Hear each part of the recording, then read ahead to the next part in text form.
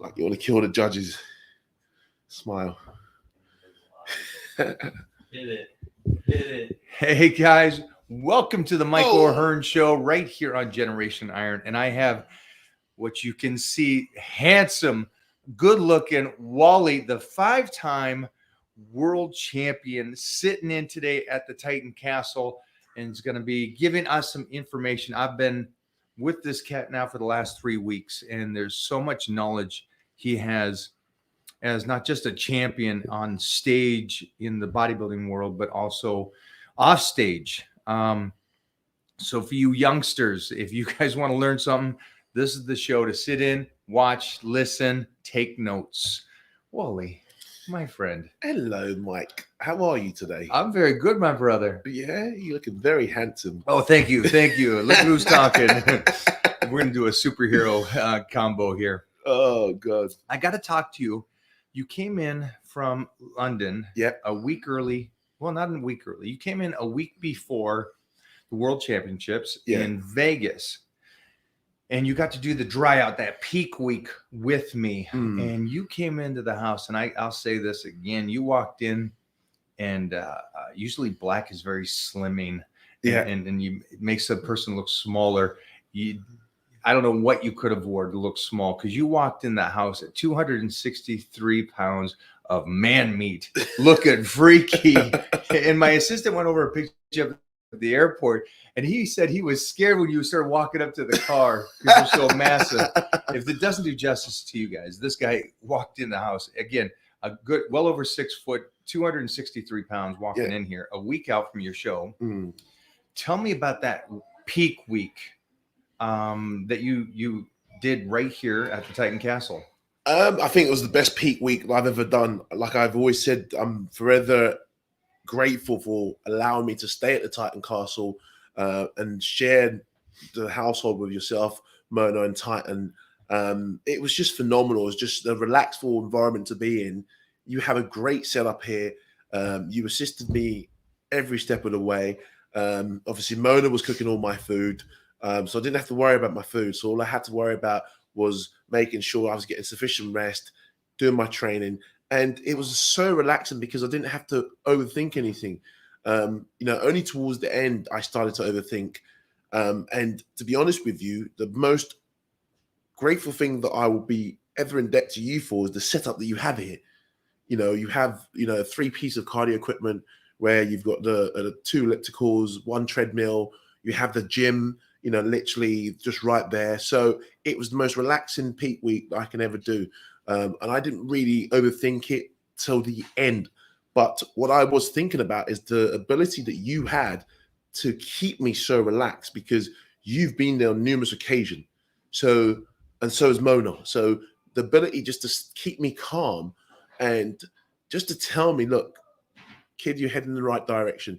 And even though you wasn't really monitoring what I was eating completely, but you were still giving me little digs to say, is that on a diet? I'm just helping out. I'm just keeping, so that check. If I have an extra little bit of rice, or I don't weigh my food, because I know like Mike weighs everything. Let's talk about peak week. What differences did you make? Any differences this peak week? Because you're the 5-time champ. Yeah. So was there any changes going into the show this year that you did in the last 4 years? The changes that I made was very simple. I did less. Believe it or not. Like I actually did less.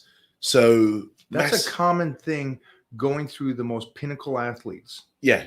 They do less, but they do that less better than the volume they were doing before.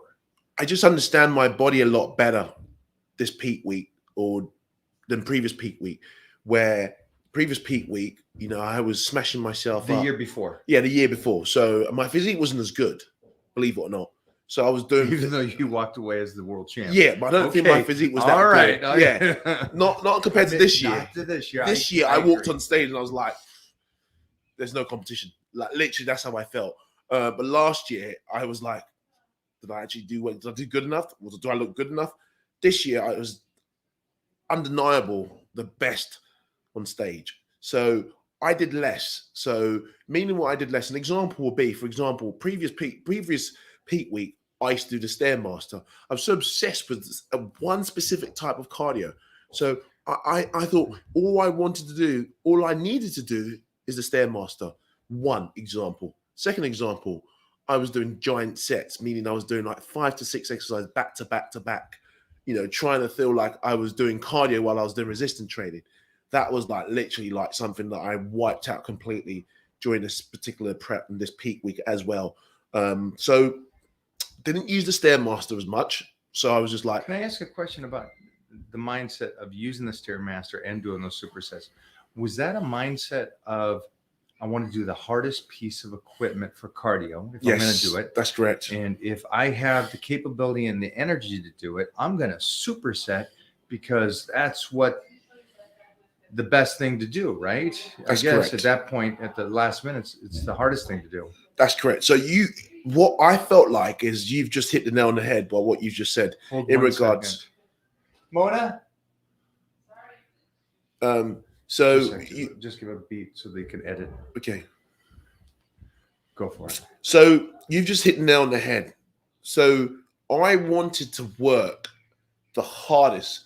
I wanted to be the hardest working athlete in the room or person in the gym. So I did the hardest piece of equipment when it comes to cardio, using the Stairmaster as an example.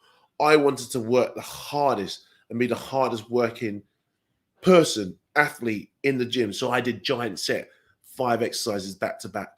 But it's not about working hard as we get older. It's about working smart. And the smarter you work, the better results you're going to get. And I'm going to reiterate that. It's not about working hard as we get older. It's about working smart. So I pulled back and I pulled away from doing the Stairmaster.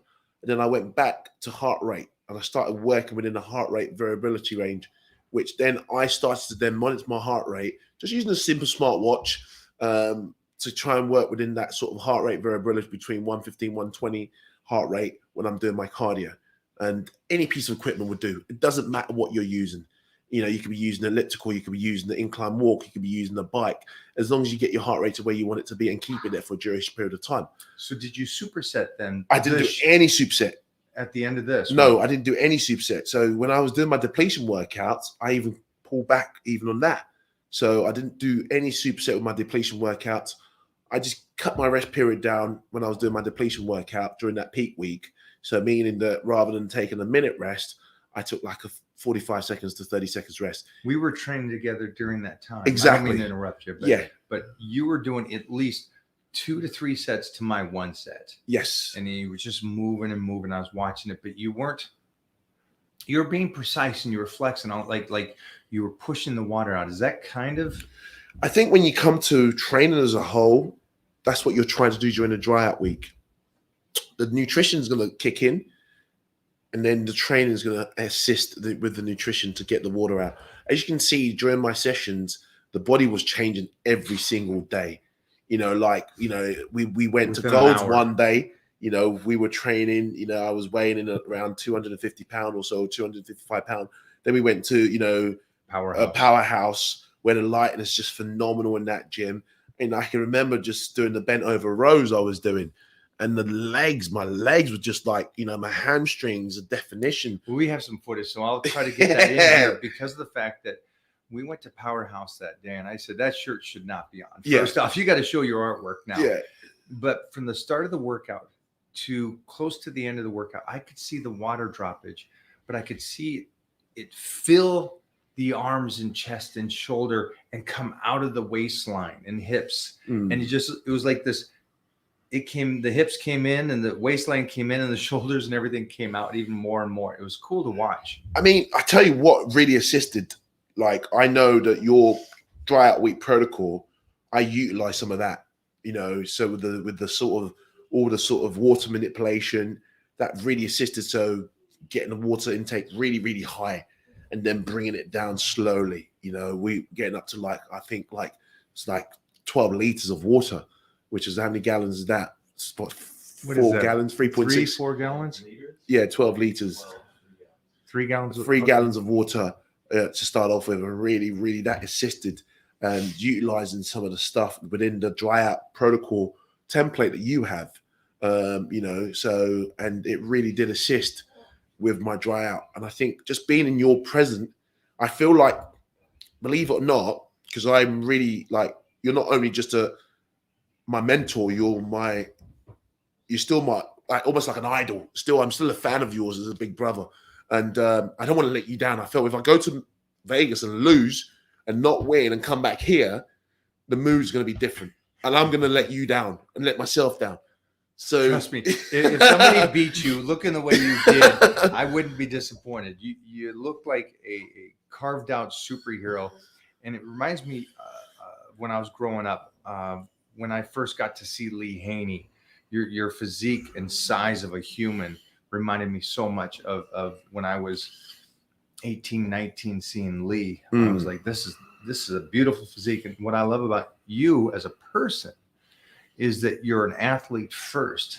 Definitely. I think that's so important. I think, one of the things I love about you as well is you're an athlete first. I'm going to pay you the same compliment.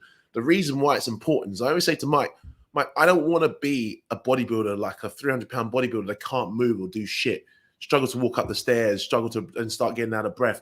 I don't want to be that. I want to be able to, play with my kids when I have kids. I want to be able to, go for a run. If I want to run on the beach, I want to run on the beach, do a mile run on the beach. I want to be able to run. If I want to, go and play a tennis game, I want to be able to do that. So athleticism within bodybuilding still needs to exist. So, like an example is your flexibility to be able to do certain exercises. A man of your age should not be able to do, and a man of the age that a lot younger than you cannot do. An example would be behind the neck press. So many guys cannot do that exercise. Why? Because they have been told it's dangerous.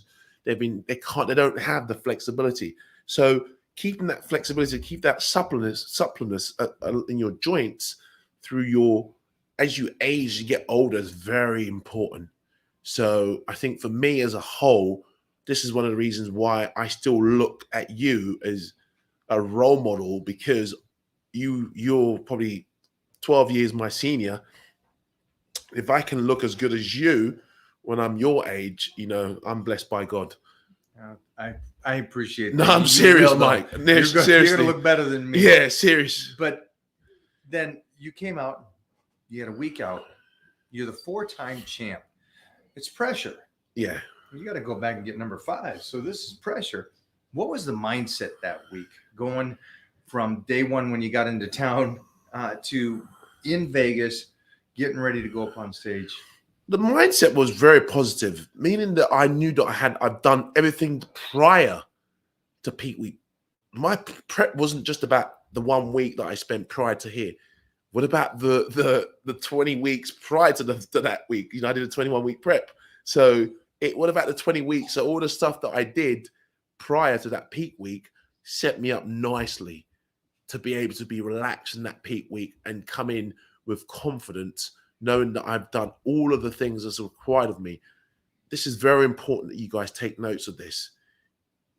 You've got to do the things that is required of you. There's so many workouts that I was doing at 1 a.m. in the morning because I hate training late, but I had no choice. I was moving home. I so many excuses. Firefighter, I was working. So you got those crazy hours. Yes. Which can work out in your favor, but there are times it doesn't. Yes. And so you have to still get those workouts. You have to get the workouts in. And the reason why I was able to do it because I knew my purpose and my why. My purpose and my why. My why was I want to show people what's possible with determination, consistency, and discipline. Discipline is doing the things that you don't want to do and doing them like you love them. Like going to the gym at 1 a.m. Most of the time I'm in bed by 11, but I was moving home. I was unpacking boxes. I look at the time and it's like, shit, it's 11 o'clock. Get a meal down my neck, go to a 24-hour gym just to do a quick little arm blast and 45 minutes cardio. Then I've got to wake up the following morning, finishing my workout, 2 a.m. I'm waking up around 8 a.m. and to do the same shit again, excuse my language. But it's important that you understand that the things that you do, is what sets you up to be able to become a champion. if I understand correctly, the things you do when it's hard, yes, and it's not something you want to do, that's what set you and helped you. Now, definitely. I think my whole staff here can agree with me. You are, you bring an energy and an enthusiasm of me at 15. You know, we going into squat, I want to go, and then wrestle, and then, but you come in, and it doesn't matter what time it is. You come in with such good energy. Now, there's a hook on this question for you. I understand that you come in, you're very happy, you're always upbeat. I would say the outside world sees this and says, well, he's got it a little easier because nothing ever had bad happen. Oh my God. But I found out about some hardships that you've had. Yeah. And you didn't stop and allow that to crush you at the time where you needed to do what you needed to do. And so how does Wally, when things are, and I'm not going to say what the things I have discovered and found out that they broke, and you kept moving. What is that? How can they grab onto that? How can someone do that? Right. I'll give you a simple example. So, you know, my father left my mum when I was 5 years old, literally left us, literally walked out the door, came home, packed his suitcase, left for another woman, had another family with 6 kids with another woman. So I had no father figure in my life from the age of 5. That broke my heart.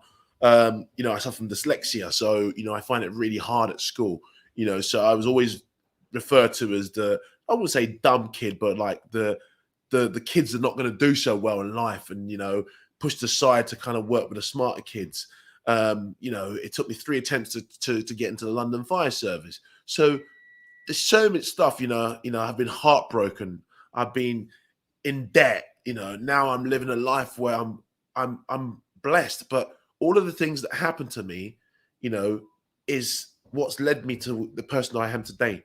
The things that happen to you in life, you know, the fact that my father left me, I was like, okay, well, I've got to be a man, step up. I have to be a man. Then suffer from dyslexia. Dyslexia has been my superpower. Now, you've said that to me a few times since we've been here or before. Superpower, Mike. You said because we had dyslexia, that was our superpower. That is our superpower. Can because you explain how something that is supposed to be a crutch, or I don't know what another word would be, something that holds you back or puts you down below the average, how is that going to be a superpower? Because we always try a lot harder than others in everything that we do. It's just simple. We go into a room and we're going to be like, that's not good enough, because people are always expecting us to fail. So I go into a room and that translates to my training, to my diet, to everything else I do in life, to my business. I push a lot harder because I always feel this is not good enough. And then that sort of pushes you way above average. I was watching a video the other day about you talking about you getting up at 4 a.m. to train. You train at 4 a.m., you come back home, you eat, you sleep. You go back, you train at 8 a.m. again. You come back home, you eat, you sleep. You go back and train at another 2 p.m. You come back home, you eat and you sleep.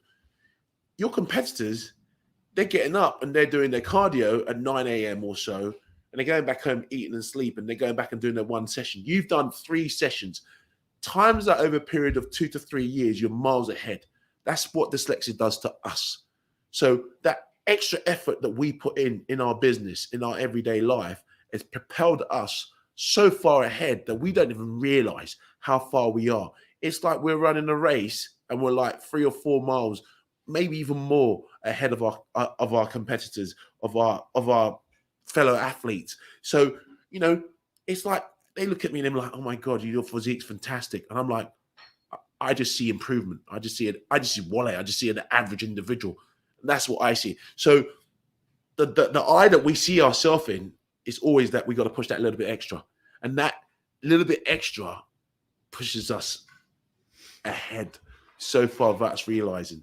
The analogy that I just used in regards to the video I watched of you talking about you training, you know, at 4 a.m., talking about you going back home, resting. Getting up at 4 a.m. has put you how many hours ahead of your opponent? 4 or 5 hours?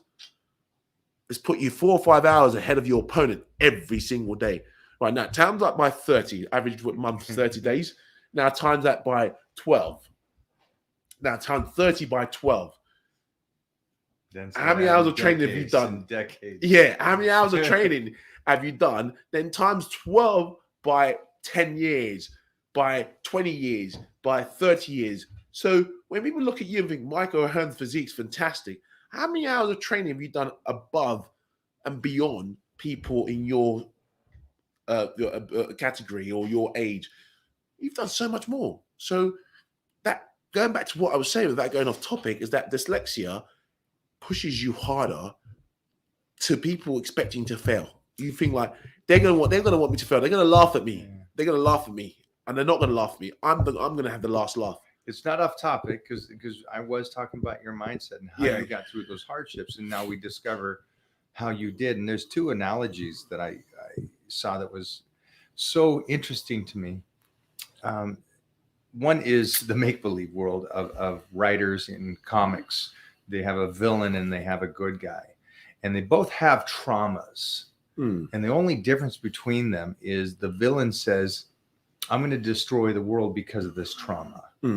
Where the hero says, this will never happen to me or others ever again. And that's the only difference between them. Now, that's a comic book. I understand that. But when you jump forward into real life, the CIA looks for people, their recruits, that did have trauma, enough trauma to make that chip on the shoulder, where they will continue to work harder than the person that never had any type of issues. And that's you and me in that mindset, compared to the person that had too much trauma that the world won over them. Yeah. And so there's a nice study that shows, even with the CIA or somebody like that, is that those young troubled souls that say, I'm going to make it.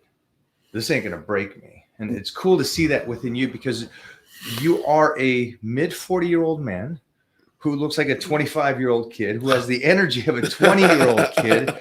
So I know, joking aside, that's reality. Yeah. In today's world, you are not the norm, and you are also the wrong statistic. After 30, 35, you're done. You're downhill. How are you being so different? Mid 40, 5-time champ, and look like you do. You're continuously getting better. How much weight did you put on when you got on stage? I mean, how many weight should I drop, should I say? But you walked on stage at 242 pounds. Yeah. Dry as can be. Yeah. And that's actually, for the people out there, if they understood, that's too heavy, and you can't do classic bodybuilding because you would have to take off a good 7 pounds. 7 or is it 13 pounds, somewhere around that range? Yeah, 30 as well. Muscle. My height, I can come in at 235. 235 for 6'1". Okay. So 235. I came on stage at 240. 242 after dropping 242. 20 pounds. Yeah, so you would have had to have dropped 20. You dropped to 21 pounds, and you would have had to drop another 7. So you'd almost have to drop 30 pounds, and you're already so dry. Yeah, 7 pounds. I think a lot of people. One of the things that I didn't really put in my way was an obstacle. I just went for it. When I mean, I didn't even, like, when you said to me, I remember you asked me when I arrived, you stopped me on the scales and you said, oh, you're 260, 263. How much are you going to be on stage? I went, I'll be around 250. And I remember saying that to you. You went, yeah, that's easy. But I set myself such a small, minute target so I didn't fail. And people out there will do that. But where I should have really gone, I want to be 235. I want to be 240. I should have set the target a little bit higher. But because I set the target so low, but then I was like, then I saw the weight coming off and I was like, let's keep pushing. Let's keep pushing. So I think when you look at dropping weight, I think I can do it. I can get to 235. I know I can. If I can get to 242, I can get to 235, a 7 pound. And I think it's just taking into consideration of maybe 2 or 3 days of fasting and doing some sauna and just sleeping and doing minimal exercise. Like Titan Castle will be perfect for that. Literally, the gym's I think we'd there. have to pull you off for training that whole week. Yeah, literally, the gym's there, the cardio machines there, the sauna's there in the backyard. So I think it would be perfect. Literally, just go sleep, do a little bit of training, a little bit of cardio, sauna, eat. No food. Sorry, sleep for fasting. Jeffrey, will you get a story and throw it up on my page? Film on this one. Yeah, shoot it with that because. And you can do another hair drop. I got to say this as we are. Sorry, guys. I got to put a pause on this podcast for a second. Yeah. The reason why, and focus on that shirt when you can. Yeah. So I got to make a claim to my boy Wally, the 5-time champion, is wearing my boy Mickey Rourke shirt right today, and I cannot believe I do not have that shirt. So I need to order that today. Well, I'll give you this one. I'll let you give you this one. I don't think I could fit that. No, you will. Every time I wear it, you will. I'll give you this one. I'll get Mona to wash it for you, clean it for you, leave you with this one. It'll be a true pleasure of mine to give you this one. And it's Dolce & Gabbana. It's so great. It's so great. All right. No, that's man, that's a great shirt. And he's a great guy. Yeah, Jeff was telling me in regards to, he's a really, really cool cat. He, interacts with you quite a lot through your socials. I've never had the privilege of meeting him, but I'm a big fan. He used to box. I love. Still does. Yeah, I'm a big fan. Like I said, I'm still a fan. I'll reach out today and see if he could meet us for a workout this weekend. That would be great. Absolutely. That would be great. Do you know what? Yeah. If he meets us for a workout, Mick, I'll be wearing this shirt. Literally wearing it around the gym with your face on it. I'm a big fan. I love it. Thanks for doing that. I appreciate that. Back to you being the 5-time champ.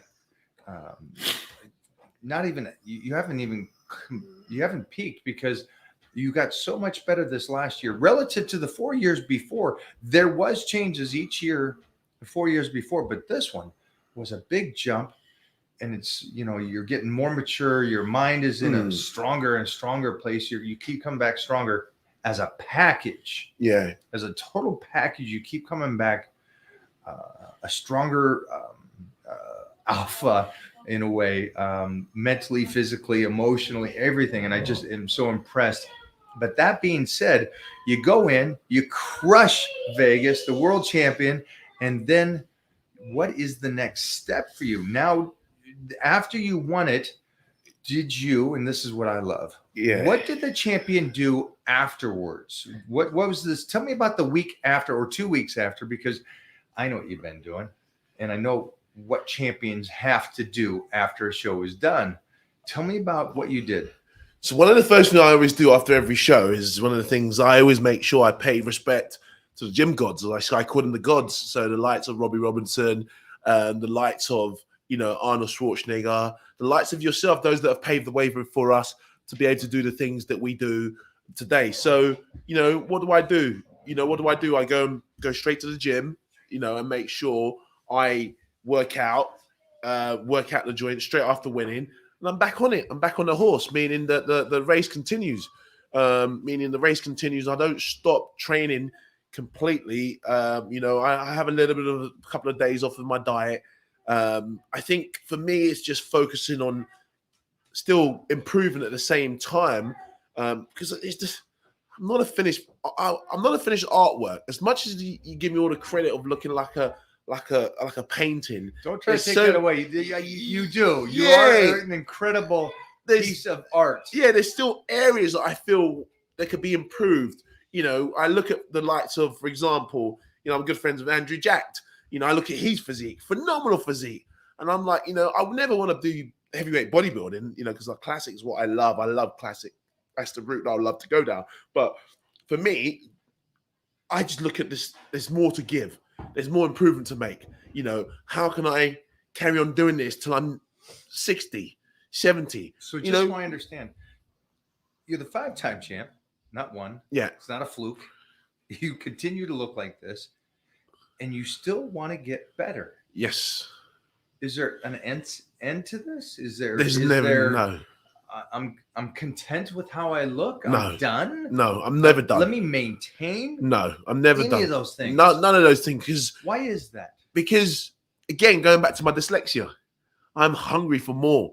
I want to show people that counted me out when I was young what I can do when I put my mind to it. And I want every young kid out there who's listening to this podcast, who's watching us live now, to really, really believe in yourself, There's nothing you cannot do as long as you're willing to make the sacrifices that you need to make to get you to where you need to be. It's very important you have that sort of winning mindset. And for me, I'm not done yet. Like I said to Mike the other day, what route should I go down? What route am I going to go down? Right now, I think for me, I want to take a really big back step and then have a really good think about where I'm going to go, the direction I'm going to go in. And I want to make sure that I make the right decision at the right time. So what I mean is that I'm going to take a step away from competitive bodybuilding for now, so officially announcing my retirement for now. No, you're not. No, you're not. I call bull. Yeah, it is to a certain degree, but I think for me, it's just take a little back step. I think, one of the things I've learned. I think they're going to think, oh, this means he's going to stop training. No, he's going to still train, guys. Let me say this. Yeah. He's still going to eat to gain muscle. He's still going to train. He's still going to be there doing the same stuff. Nothing's going to change. He's just not going to pick a show for now. Exactly. That's not retirement. Exactly. That's not retirement. Let's stop there. I don't want to run over the one big important thing, I think, here. Yeah. The one big important thing is that you got to train with Robbie Robinson. Oh, what a high. I'm a big fan. And as I say, you're in, 43. You're in these mid 40s. I think a lot of people are going to go, okay, you're starting to get there. Mm. Robbie's twice your age. Exactly. It's another 40 years on top of this. So he's lived you twice. Yeah. So there is that possibility because someone's done it, regardless of what they think. There's someone that's done it and looks like you, but smaller. Yeah.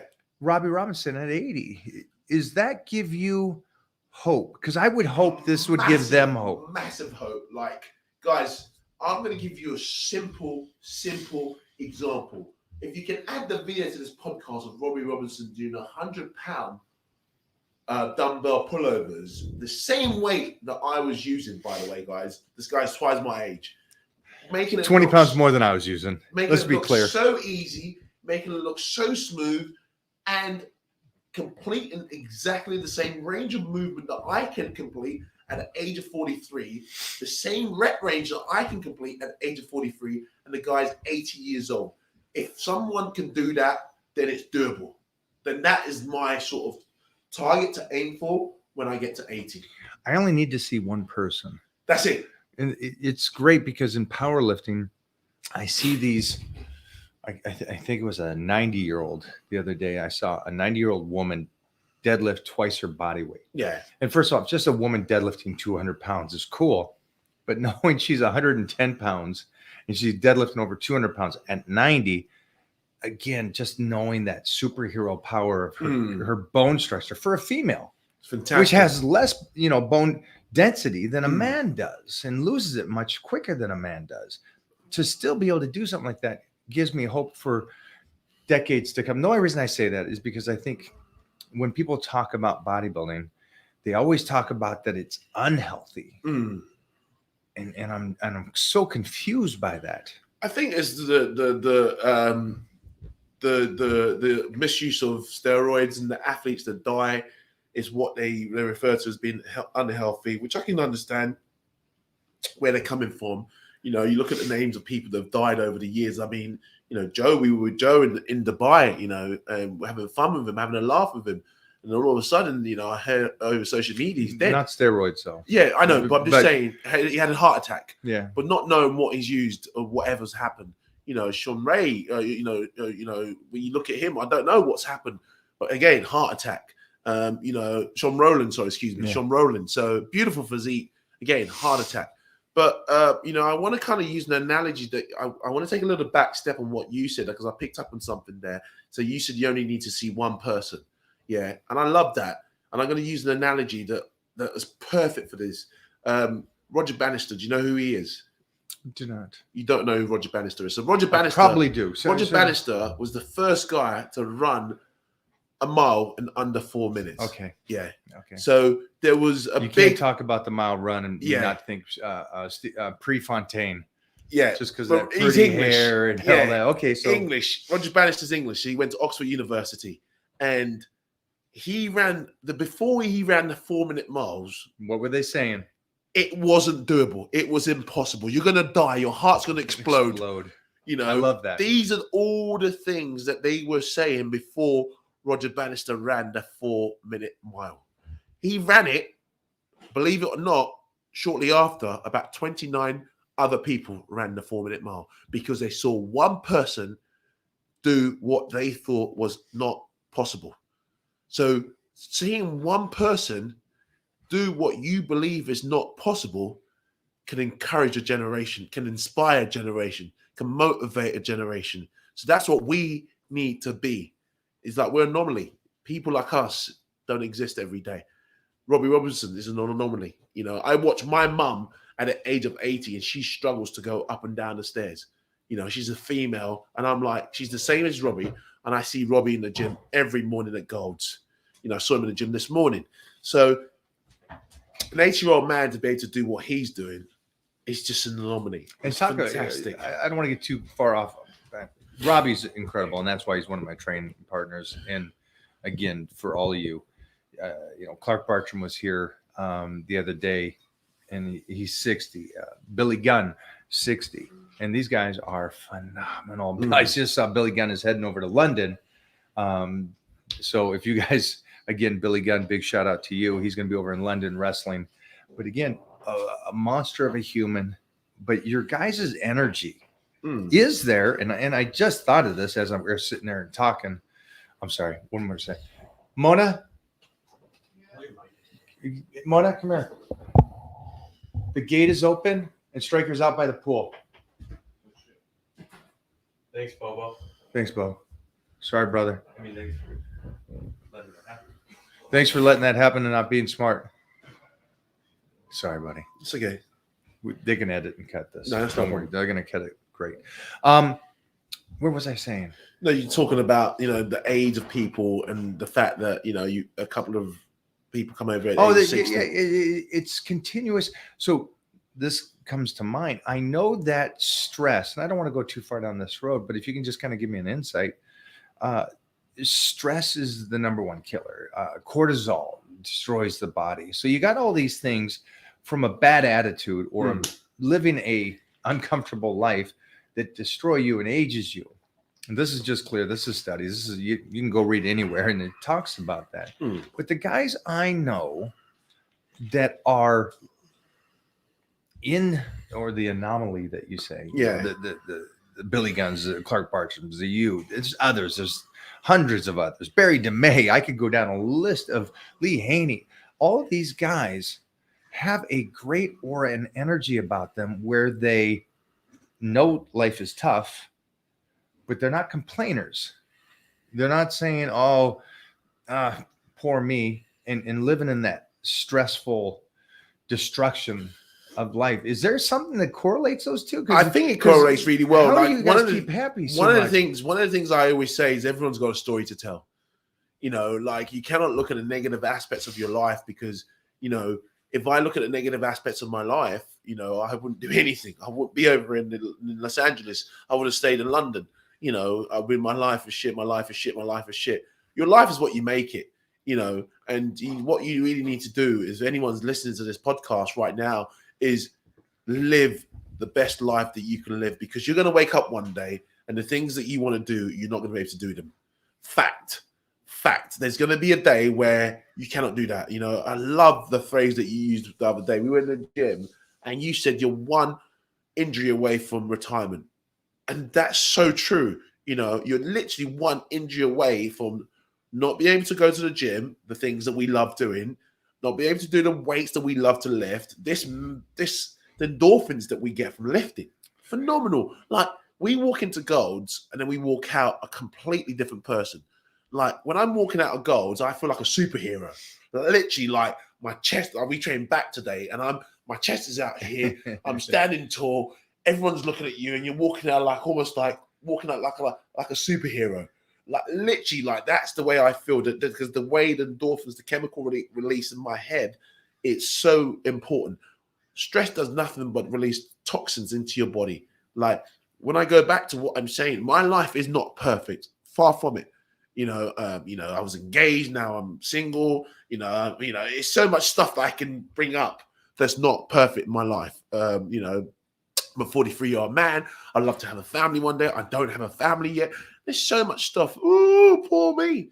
But I'm getting on with it. There's so much positive in my life. Like, having someone like you as a role model, having someone like you as a big brother, someone I can just pick up the phone to and speak to, someone I can just come to LA and stay with. To me, that's like, wow. Like, people don't have that privilege. People don't have access to Mike O'Hearn like I do. People don't have that. So that's one positive. Being in the shape of my life at the age of 43, like looking at myself in the mirror, and I'm like, I look like a goddess. I look like a god, like literally like a superhero. And because of the lifestyle that I've lived and my reason, like I always go back to, why am I doing this? What is my purpose in life? My why and my purpose align perfectly. My why is I want to show people what's possible.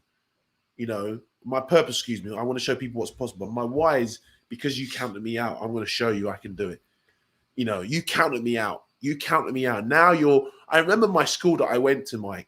They're now, they invite me back as a success story. As a success story because of the my accolades that I've achieved now. This was the kid that couldn't read properly in class at the age of 12. This was the kid that everyone laughed at in class, even though I was good at athletics, I was a good sprinter, I was a good football player, but I wasn't the kid that you will invite back. I wasn't the college graduate that's going to be coming back and own a law firm or working in an amazing law firm. I just was a successful young man. And I said to you, F you, I'm going to show you what I can do. That is my why. I am still continuing that why, on that journey of F you, I'm going to show you what I can do. If anybody out there has dyslexia, what he just said, and I forgot that they did this, or I overlooked it because I didn't care anymore.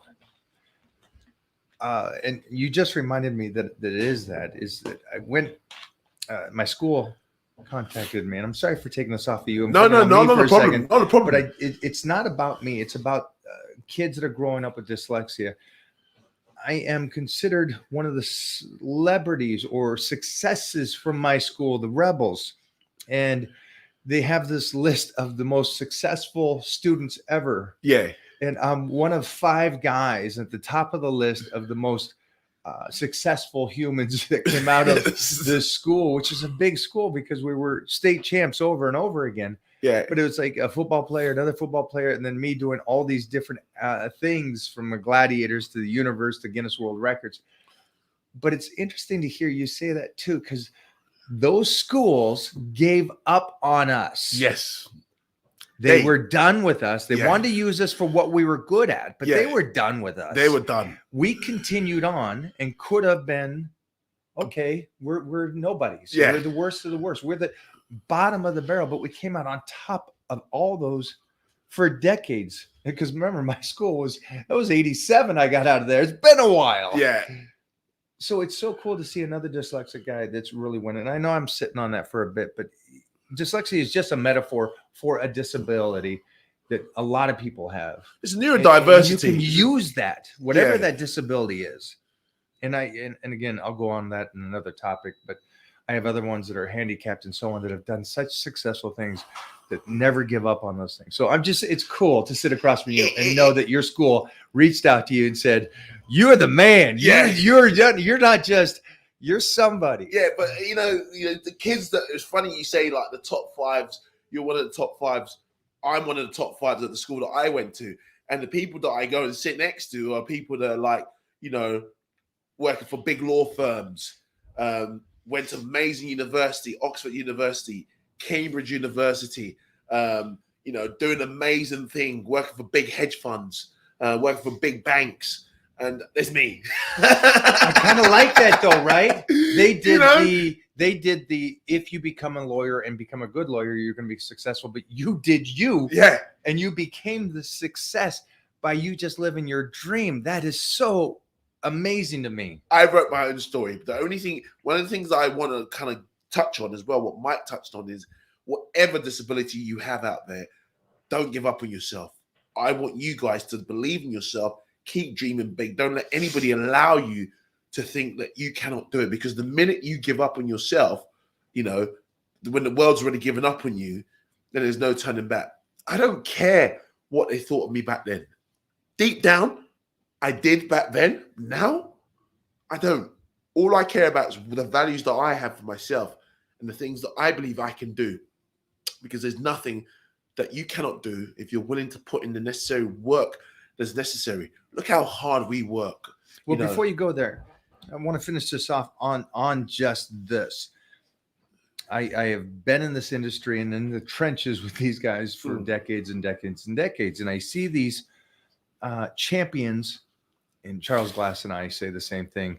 We say, okay, as soon as this guy gets a pro card, it's like, okay, that's the last time you're going to hear his name. And they disappear. And now more and more people are getting these pro cards and more people are disappearing. What is it? And I know what you did this week. I know about the podcast, the work, the connections, the collaborations, the photo shoots, the videos. You didn't stop when you won the show. No. It was like the show, even though you did 20-week prep, was the starting line to now getting to work. Oh, Mike, this is great. I'm so happy that you touched on that. An analogy that I'll use is you go to the best university in California, say UCLA, you get a first in the degree. Say it's science, you go and study science, and you get a first in that degree. Yeah. And then you sit at home, do nothing with that degree. What does that degree mean to you? Absolutely nothing.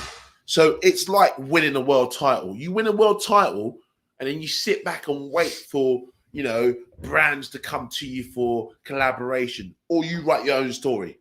I'm going to write my own story. I'm not going to wait for any brands to come to me to say, oh, by the way, Wale, we're going to give you $20,000 to wear our clothing, or we're going to give you $20,000 to be. No, I'm going to write my own story. So I'm going to go on my own path. And if a brand comes and want to join me on my journey, feels free. If I like what you're doing and I believe in what you're doing, yeah, jump in my car. We can drive along together. But if not, I'm like, get the fuck out. Excuse me. No, I think the analogy, and this is where I wanted to bring the whole show all the way full circle, is the school used you for what they wanted you at the time. Exactly. And when they were done with you, they're done with you. Yeah. A show, unfortunately, will use you for what they want from you. Yeah. It is up to you afterwards, because they are done.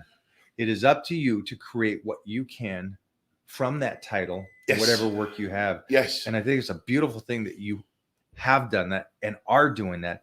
And still, at this point, you're still rising and rising, even though you're already magnificent. So it's cool to be able to sit here across from you and see this and see the possibility. The possibility in life is endless, Mike. I think one of the things that we all do is that you say people win their pro card and they disappear. Man, when you win your pro card, that's when the real work begins. Then you want to win a show and get to the Mr. O stage. Then you want to win Mr. O. Then there's loads of things that you want to do. People stop when they feel that they've achieved what they set out to achieve, when realistically, like I always have an analogy to saying that, man, you got to shoot for the moon, because if you shoot for the moon, you're going to land amongst the stars. You don't want to shoot for the stars, because then you're not going to hit the moon. You got to set your standards as high as possible. So I think, like, going back to what we both touched on during this podcast is the dyslexia. I just always feel like I'm not good enough. And I think that has really helped me propel me forward. And I always be looking at myself thinking, what can I do to improve? Not just as a bodybuilder, but as a friend to you, like, as a brother to my sisters, as a son to my mum, as a colleague to my work colleagues. What can I do to improve as an overall person? Because I'm very self-aware. Basic stuff like, I felt like I upset you yesterday. I was like, oh my God, did I upset my big brother? Oh my God, I'm sorry, big bro. Did I upset you? He doesn't know about the upstairs. I'm just so self-aware, and I'm present at every interaction. So one of the most important things, if we're going to leave on something positive, is it's important that you're self-aware of the people around you, your actions during the interaction you have with people around you. This is very important. And, conversation before. And it's important that you kind of keep, if you have beautiful souls around you, don't ruin it. If you have, check your circle of friends, look at the direction they're going in. Are they in line with what you want to achieve. Because if you're around, if you're around bums, 4 bums, you're going to be the 5th bum. If you're around successful, individuals, if you're around 4 successful individuals, you're going to be the 5th successful individual. Remember, choose your circle of friends carefully. And I want to kind of leave on a note of, I'm not done yet. My best is still yet to come. With that being said, hold on one second. Mona, do you think Titan will come out here? Okay. That's okay. I'll load it out here. All right, guys.